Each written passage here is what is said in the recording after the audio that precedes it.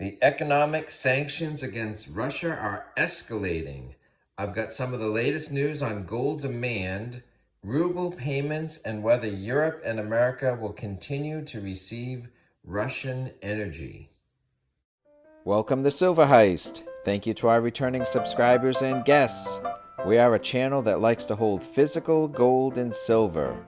To support my creation, please subscribe. Gold is power, and energy produces power in more ways than one. The economic sanctions imposed on Russia are escalating, and its impact is being felt in the investor demand for gold and the availability of energy and other important commodities that Russia produces. When much of the world sanctions Russia, they are blocking the sales and payments of commodities including silver and gold, oil, natural gas, fertilizer, wheat, palladium, and uranium. In this video, we'll focus on gold and energy impacts of the sanctions and the uncertainty that they've created. Russia is an exporter of many important commodities, and this chart shows a number of them and which country receives the highest percentage of a given commodity from Russia. So the US, for example, is an importer of 27% of all the palladium produced in Russia, for example. That's likely going to diesel catalytic converters. But Egypt gets 22% of Russia's wheat exports, while Brazil gets 24% of Russia's fertilizer exports. Energy-wise, China gets 35% of Russia's oil, but Europe gets 78% of Russia's natural gas. Later in this video, we're going to be talking about Uranium Royalty Corporation and some of their ideas for getting some independence from Russian uranium sources. So we all saw the price increase in gold in early March, where it hit an all-time high. So if you like gold and news about gold demand and price impacts, please give this video a thumbs up. So my assessment is that the price increase in gold and the increased gold demand are one and the same, and it's all tied to the uncertainty and interruption of the flow of all these valuable commodities on the global markets. So this recent Reuters story showed that Swiss gold exports to the United States rocketed in March. Swiss shipments of gold to the US soared in March to the highest levels seen since May of 2020 as investors spooked by Russia's invasion of Ukraine and the threat of a global economic slowdown stocked up on bullion. Exports to Britain also rose dramatically. So the first thing one wants to understand is the units used and the scale of the numbers in this news story. Reuters reported in this table that Switzerland exported to the United States 81,000 kilograms of gold in 1 month, the month of March 2022, which coincides with the gold price spike.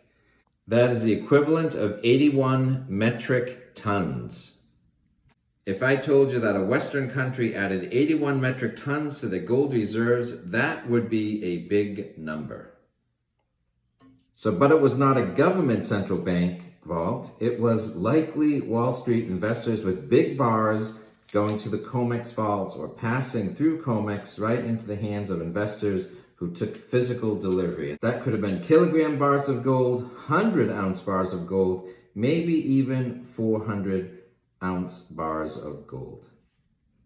So let's compare this to something else we're familiar with. So at 81,000 kilograms, as we said, that was a single month, and that was all the Swiss exports of gold to the United States. So let's compare that to two other things that we'd be familiar with. So for the entire year of 2020, the U.S. Mint produced gold eagles to the sum of 844,000 ounces of gold, which was a big year. And all of 2021 was an even bigger year, where they produced 1,252,000 ounces of U.S. Mint gold eagles. Converting kilograms to troy ounces, the Swiss exported to the United States in a single month 2,621,829 ounces of gold. So 2.6 million in a single month. For a whole year, 1.2 million ounces. So the point being that gold stackers have been great at adding gold to their individual holdings month after month and year after year, such that 2020 was a bigger year and then 2021 was an even bigger year. But when investors move their money into gold, they make a big splash in a single month. So this 2 million ounce order of gold from Switzerland likely spiked the price of gold. Now the price of gold is down. That doesn't mean they sold it. They could have just moved their chess piece into position, put 2 million ounces of gold, and then they're back to investing their money in other ways. And as these risks from all of these commodity disruptions hit the stock markets around the world, then I think investors will be back for more gold as a safe haven investment. If you think gold demand and prices are important, think of energy supplies. There's Russian crude oil, but more importantly, Russian natural gas. Gas that heats Europeans in the winter, but produces electricity year-round. Russia demanded that unfriendly countries pay for the natural gas in rubles. Some countries complied or are working towards compliance, and some are not. Recently, Russia shut off gas to Poland and Bulgaria, who did not want to pay for the natural gas in rubles. But you can't print electricity. If Europe or Russia shuts off the Russian gas, Europe needs an alternative source for their electricity fuel. US LNG is limited by its pipes and ports on the shipping side as well as the receiving side in Europe. So that is a solution with limitations. If Germany chooses to shut off Russian gas, or Russia shuts off Germany's or Italy's gas, then those economies and factories there will be dramatically slowed down. There was already movement in many European countries and countries around the world to increase the use of nuclear energy, so that could fill the void in the future to be less dependent on natural gas for electricity production. However, the problem is that the uranium nuclear fuel also comes from Russia, and the US is in the same boat.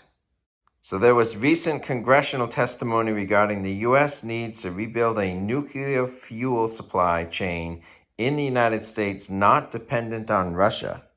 The sponsor of this video, Uranium Royalty Corporation, recently had its CEO testify to members of Congress about the importance of U.S. mining operations. You'll see in this brief clip the depth of experience the CEO has from his appearance. Thank you, Chairman Manchin and Ranking Member Barrasso and committee members. I'm the Executive Vice President of Uranium Energy Corp. With operations in the states of Wyoming and Texas, and I'm also the President of the Uranium Producers of America.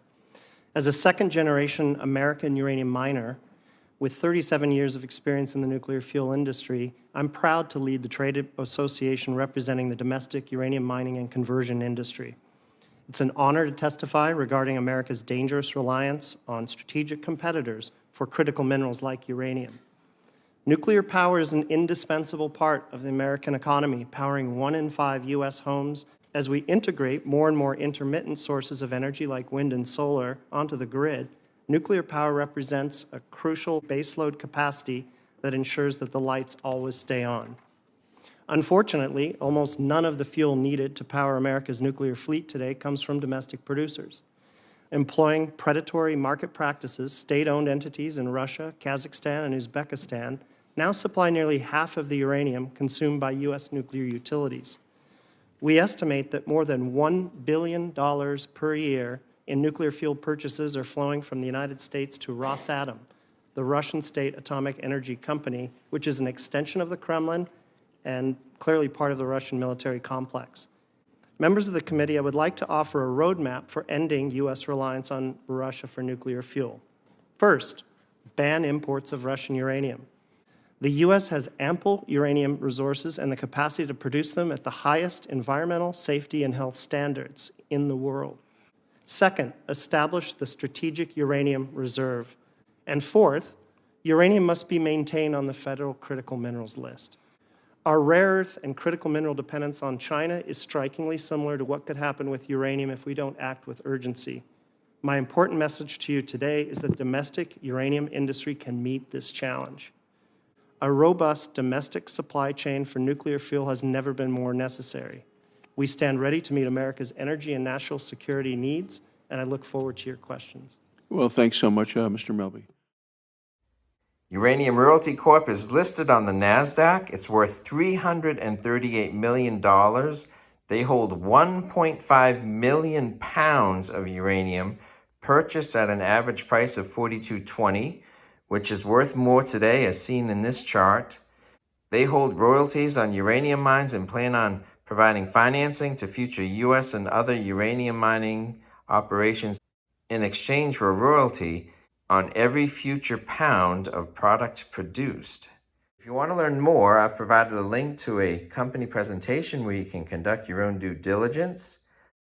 So let us know in the comments below where you think the Russian sanctions are going, the future demand for gold, natural gas, and even uranium as a fuel for nuclear power stations in the US and in Europe. So please give this video a thumbs up. Thanks for watching.